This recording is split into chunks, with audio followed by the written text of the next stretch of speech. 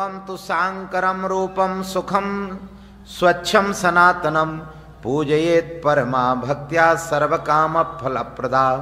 भगवान शंकर का जो पूजन करता है नित्य, अगर 1 संवत्सर तक शिवार्चन का पूजन करे, या तो नर्मदेश्वर घर में रख कर के पूजन करे अथवा मिट्टी के शिवजी बनाकर पूजन करे, अगर 1 संवत्सर तक नियम पूर्वक जो पूजन करता है तो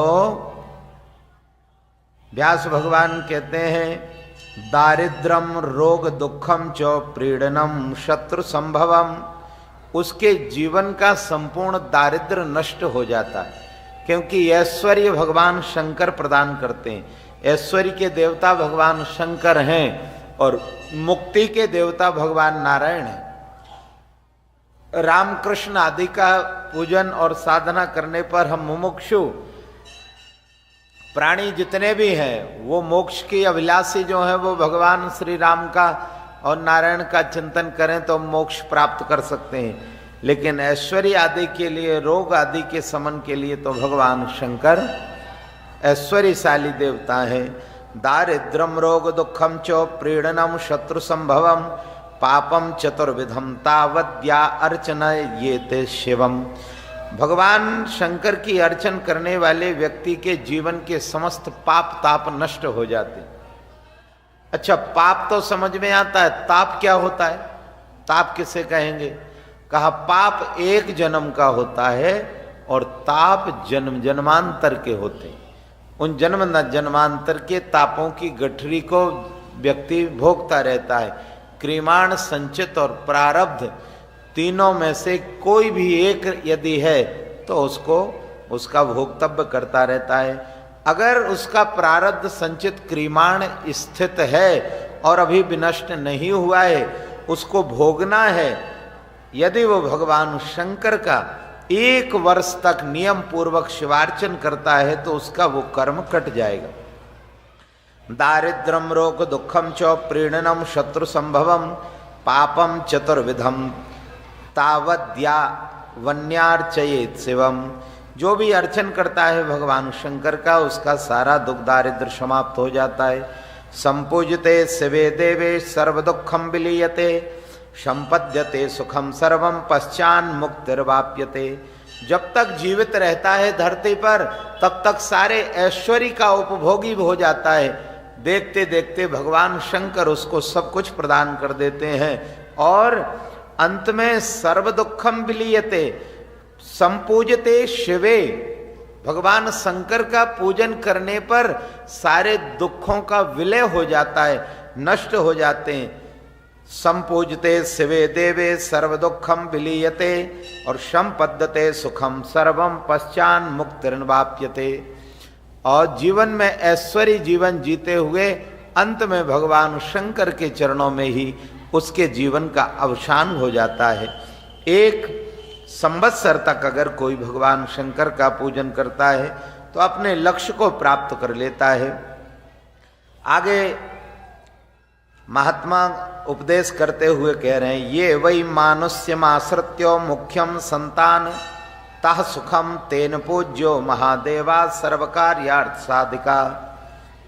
जिसके यहाँ बार बार संतान कष्ट होता है, सुखी नहीं रहती है अथवा कोई रोग आदि से भयंकर ग्रसित रहती है, ये बार बार आता है कोई दुख कष्ट पीड़ा शारीरिक, तो ये पूर्व जन्म का कोई प्रारब्ध रहता है।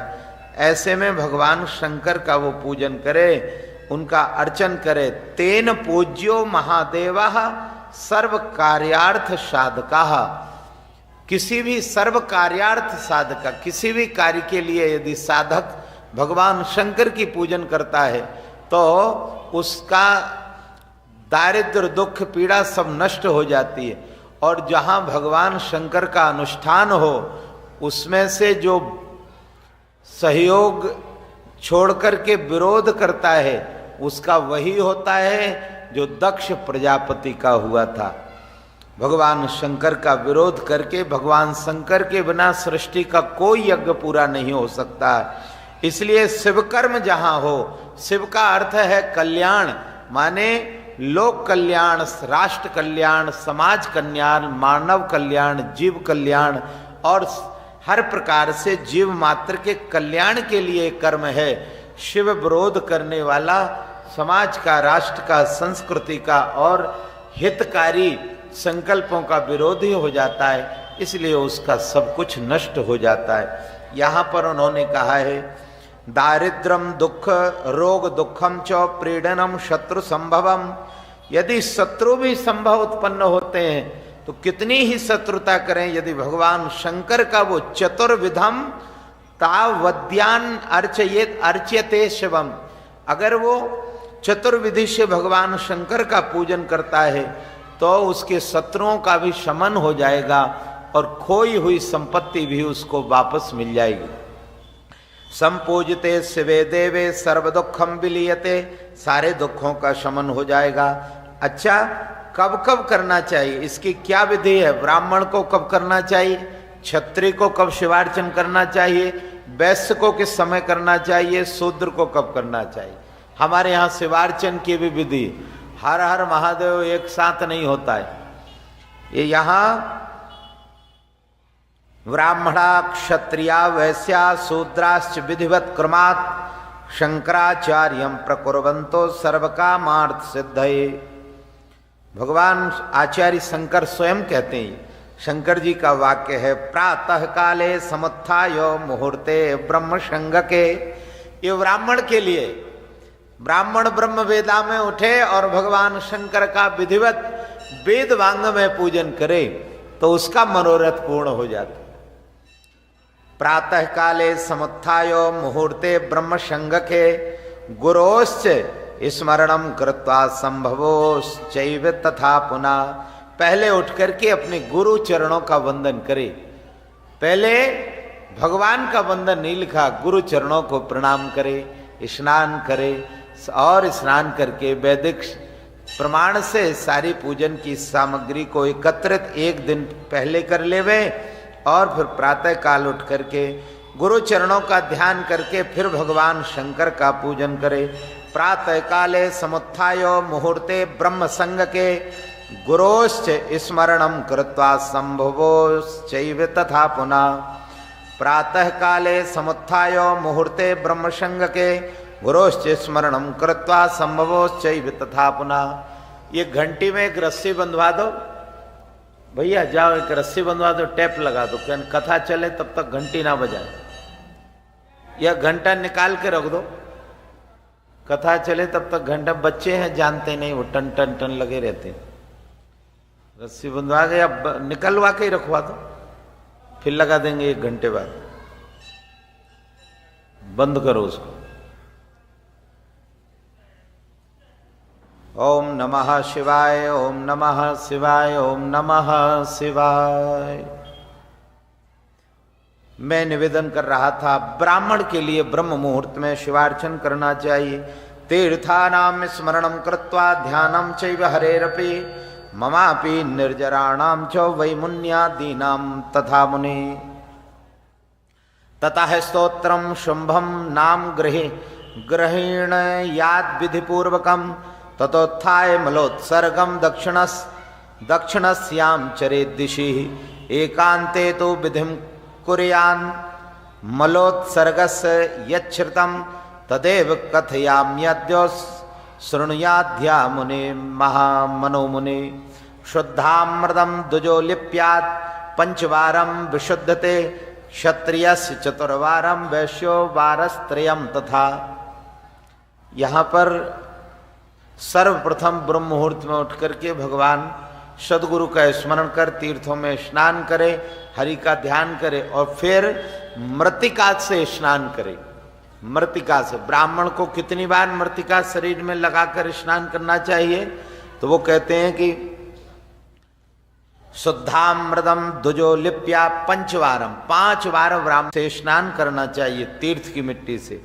क्षत्रिय को 4 बार स्नान करना चाहिए, वैश्य को 3 बार करना चाहिए और शूद्र को 2 बार मिट्टी के लेपन का प्रमाण बताया गया। विधि शुद्धये, उसके बाद फिर स्नान आदि से मज्जन करके अंत में सारी क्रियाओं से निवृत्त होकर भगवान शंकर का फिर ध्यान करे। आचम्य प्रथमम तत्रो धोत वस्त्रेण धारेत। अब यहाँ एक और अच्छी बात कही गई, शिव पूजन ही नहीं, किसी भी पूजन में बिना धोत वस्त्र के पूजन का विधान नहीं है, धोती पहनकर पूजन करना चाहिए। इसलिए आज पूरे ज्योतिर्लिंगों में जहां देखो वहां धोती पहले देते हैं, धोती वाले को ही प्रवेश दिया जा रहा है। पैंट पर और अन्य वस्त्रों को पहन करके देवालयों में नहीं जाना चाहिए और ना ही उनको पहन करके पूजन करना चाहिए।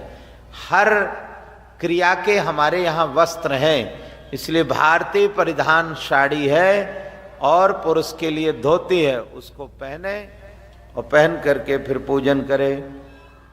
शेयर तो यहाँ धोत वस्त्र की बात कही। आचम्य प्रथमम तत्र धोत वस्त्रेण धारयेत एकांते स्वस्थले स्थितत्वा संध्या विधि आचरेत। और ब्राह्मण के लिए संध्या विधि का आचरण अवश्य करना चाहिए।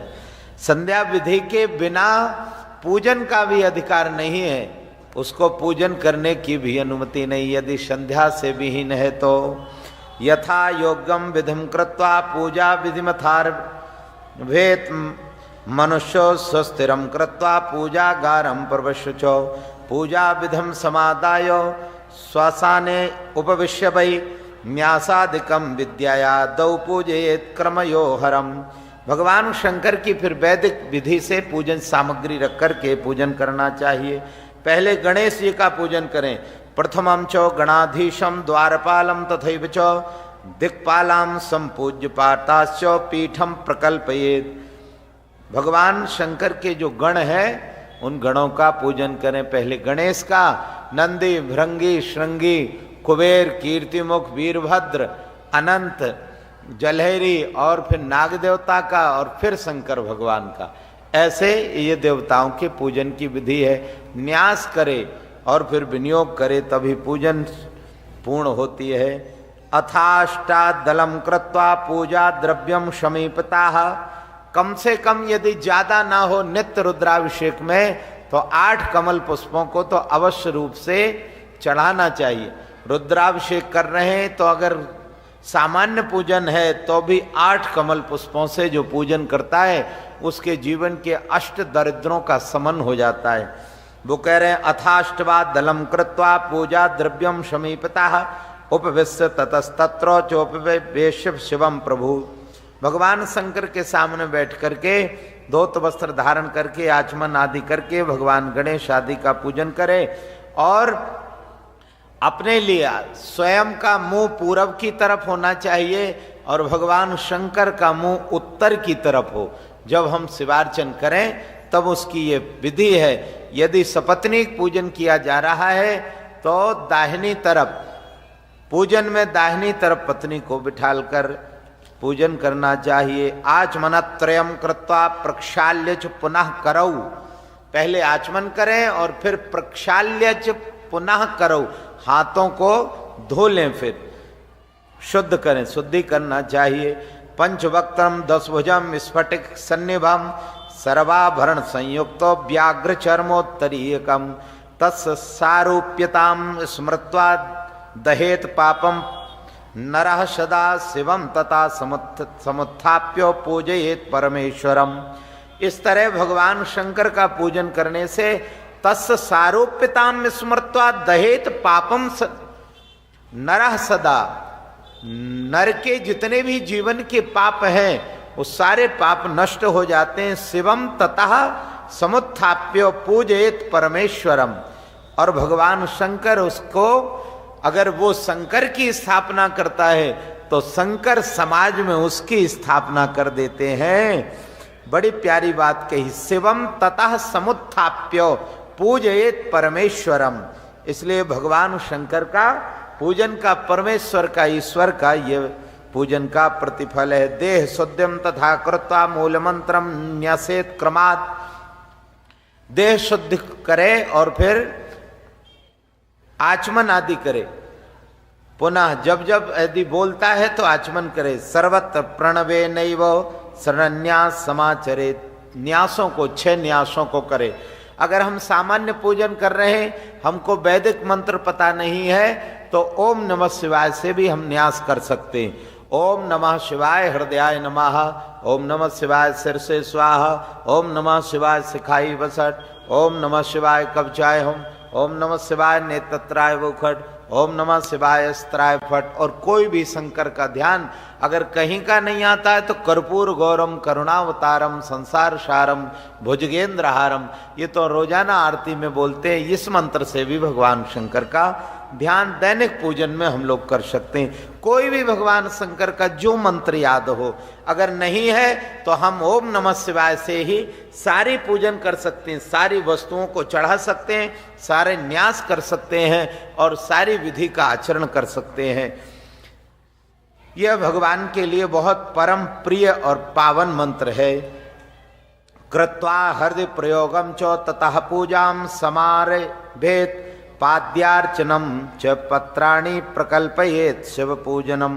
भगवान शंकर का अर्घ पाद आदि दे करके बिलपत्र पर्याप्त मात्रा में चढ़ाना चाहिए। समीपत्र बिलपत्र आदि चढ़ा दिया जाए। इस तरह भगवान शंकर का पूजन करें। चंदन लगाएं, जातिकम कोल कर्पूरो बट मूल तमालकम। वाह, ये औषधियां हैं भगवान शंकर के लिए। बट के वृक्ष में जो जटाएं निकल जाती हैं, उन जटाओं को भी अभीष्ट सिद्धि के लिए उन जटाओं को तोड़ करके धो करके वो भी भगवान शंकर को चढ़ाई जा सकती हैं, अथवा उससे भगवान शंकर के श्रृंगार में जटाओं का प्रयोग किया जा सकता है। चंदन आदि का लेपन किया जाए। चूर्णयित्वा यथान्याहम क्षिपेदाचमनीय के एतत् सर्वेषु पात्रेषु दापयेच्च तनन्वितम। ऐसा भगवान शंकर का धूप दीप आदि से पूजन करें, नैवेद्य आदि लगाएं। लिंग शुद्धिम तथा कृत्वा मुदा युक्तो नरस्तदा यथोचितम च मंत्रौघौ प्रणवादीन कल्पयेत दासनम स्वस्ति पाद्याभिप्रणयेन च। आचमन अर्घपाद आदि चढ़ा करके भगवान शंकर का पूजन करना चाहिए। से पूजन की बड़ी भारी महिमा है। और जिसने भगवान शंकर जो पूजन नहीं कर पाते, यदि वो पूजन करते हुए किसी को देख लें विधि पूर्वक, तो उसके भी 3 जन्म के पाप नष्ट हो जाते हैं। पवित्र जल भाण्डेषु मंत्रैस्तोयं क्षिपेत् ततः शुद्धीकृत्या यथान्याहं सितवस्त्रेण धारकाः। कोशिश करना चाहिए शिवार्चन में भस्म आदि लगा करके स्वच्छ और पवित्र धुले वस्त्रों को धारण करें। नित्य पूजन में धुले वस्त्रों को ही धारण करना चाहिए। यदि कौशीय वस्त्र धारण करता है तो उसका विशेष पुण्य है भगवान शंकर का। और ऐसा करने वाले का ब्राह्मण क्षत्रिय वैश्य धीरे ब्रह्म मुहूर्त में ब्राह्मण करे, मध्याह्न में अपराह्न में क्षत्रिय करे और मध्याह्न में वैश्य करे। क्योंकि मध्याह्न में जो प्रदोष काल है, मध्याह्न के बाद उसमें धन धान्य की प्राप्ति होती, तो वैश्यों को व्यापार के लिए धन चाहिए, तो इसलिए वो सभी लोग प्रदोष काल में भगवान शंकर का पूजन करते हैं। और प्रदोष काल में जो शंकर का पूजन करते हैं, उनके यहाँ भगवान शंकर की कृपा से हाथी रथ गजेंद्र आदि से संपन्न लक्ष्मी निवास करती है। पूजा अवसान समये 10 वक्त्र गीतम यह शंभु पूजनमिदं पठते प्रदोषे तस्य स्थिरां रथ गजेन्द्र तुरंग युक्तां लक्ष्मीं सदैव सुमुखीं प्रददाति शंभु। लक्ष्मीं सदैव सुमुखीं प्रददाति शंभु। अगर हम ऐसा पूजन करते हैं तो उसकी फलश्रुति क्या है? तब सूत जी महाराज ऋषियों को बताते हैं, कल्याणम जायते तस्य शुक्ल पक्षे यथा ससे वर्धते सद गुणस्तत्र ध्रुवम शंकर पूजनात् इति पूजा विधि शंभो प्रोक्तस्ते मुनिषत्तमा अतः परम च शुश्रूषु किम पृष्ठासि च नारदो। इसलिए लिंगार्चन की ये विधि है। जो भी भगवान शंकर की इस विधि से पूजन करता है उसके सारे मनोरथ पूर्ण हो जाते हैं। अब इसमें एक और प्रश्न खड़ा होता है, कब से शुरू करना चाहिए, किस पक्ष से शुरू करना चाहिए, किस दिन से शुरू करना चाहिए। तो वो कहते हैं कल्याणम जायते तस्सो शुक्ल पक्षे यथा शशि। जब चंद्रमा शुक्ल पक्ष में आ जाए तब उसको ये व्यवहार करना चाहिए। वर्धते, जैसे चंद्रमा बढ़ता है वैसे उसके सभी गुणों का वर्धन होता है। वर्धते सद्गुणस्तत्र ध्रुवम शंकर पूजनात् इति पूजा विधि शंभो प्रोक्तस्ते मनुष्योत्तमा अतः परम च शुश्रूषु किम पृष्ठासि च नारद। ऐसा अब आगे वो पूछते हैं, नारद जी और प्रश्न करते हैं। आगे कहते हैं लिंगार्चन ज्ञान की इच्छा से देवताओं के साथ ब्रह्मा का क्षीर निधि तीर गमन एवं भगवान ब्रह्मा ने सबसे पहले किसने इसका पूजन किया? तो वो कहते हैं ब्रह्मा ने पूजन किया है। कब? नारद जी बता रहे हैं ब्रह्मन् प्रजापते तातो धन्यस्तम शिव शक्ति भी। आपने बताया तो शिवार्चन की विधि ये है, वेदोक्त विधि ब्राह्मण क्षत्रिय वैश्य को करना चाहिए, पर किसी ने किया? तो वो कह रहे हैं हाँ, सबसे पहले ब्रह्मा ने किया। कब की बात है? एकस्मिन् समये तातो ऋषीणाम हूय शर्वता निर्जराम यास्य वदम प्रीत्या सुवचास पद्म संभवा यदि नित्य सुखे श्रद्धा यदि सिद्धेस्य कामुका आगंतव्यम मया सार्धम क्षीरम तीरम क्षीर पयो निधे इत्येद वचनम श्रुत्वा गतास्ते ही मया सह यत्रास्ते भगवान विष्णु सर्वेषां हितकाम्यया। ब्रह्मा कहते हैं भगवान विष्णु और मैंने भगवान शंकर का रुद्राभिषेक किया है। तत्र गत्वा जगन्नाथम देवदेवम जनार्दनम उपस्तत्युम सुरा नत्वा सुकृतांजलयो मुने तान दृष्टवान तदा विष्णुर्ब्रह्माद्यानमरान् स्थितान् स्मरन् शिव पदाम्बोजो ब्रवीत परमं वचा। भगवान ब्रह्मा के द्वारा शिवलिंग की स्थापना हुई और फिर भगवान ब्रह्मा ने सबसे पहले वहां पूजन किया है विधि पूर्वक, फिर भगवान विष्णु ने पूजन किया है। इति पृष्ठास्तदा तेनो विष्णुनाच मया सुरा पुनः प्रणम्य तम प्रीत्या किम कार्यम विद्यते ध्वनम। ब्रह्मा ने पूजन किया, भगवान विष्णु ने पूजन किया। नित्यम सेवा तो कस्यैव कार्या दुखापहारिणी इत्येव वचनम श्रुत्वा भगवान भक्तवत्सला। भगवान तो भक्तवत्सल हैं। ब्रह्मा ने कामना से पूजन किया, पहले श्रापित हो गया, पर पूजन किया तो भगवान भक्तवत्सल हैं, प्रसन्न हो गए, उसको भी मुक्ति प्रदान कर दी। बंधन से मुक्ति, जो मूर्ति पूजन से बहिष्कृत किया गया था, अब उससे मुक्त कर दिया उस श्राप से कि जाओ पुष्कर में यदि जो भी भगवान ब्रह्मा का पूजन करेगा उसके लिए अनंत तीर्थराज प्रयाग पुष्कर और गोदावरी आदि के तीर्थों में जाने से जो पुण्य प्राप्त होगा वो पुष्कर में भी जाने से प्राप्त होगा। ये ब्रह्मा के शिवार्चन करने का, शिवलिंग स्थापित करने का पुण्य है। भगवान विष्णु ने भगवान शंकर का कमल पुष्पों से पूजन किया है और कमल पुष्पों से पूजन किया तो उनको विष्णु की पूजन का क्या प्रतिफल है? का सुदर्शन चक्र प्रदान कर दिया। ये सुदर्शन चक्र तो बाबा विश्वनाथ जी ने प्रदान किया है, शंकर जी ने। भगवान विष्णु ने पूजन प्रारंभ की और पूजन करते करते उन्होंने 1000 कमल पुष्पों से संकल्प कर लिया कि मुझे 1000 कमल पुष्पों से पूजन करना है और पूजन करने लगे। लेकिन भगवान शंकर ने देखा परीक्षा लेने के लिए कि विष्णु इतनी निष्ठा से मेरा नित्य कमल पुष्पों से पूजन करते हैं, मैं देखता हूं यदि इनका एक कमल पुष्प चुरा लिया जाए तो ये क्या करेंगे।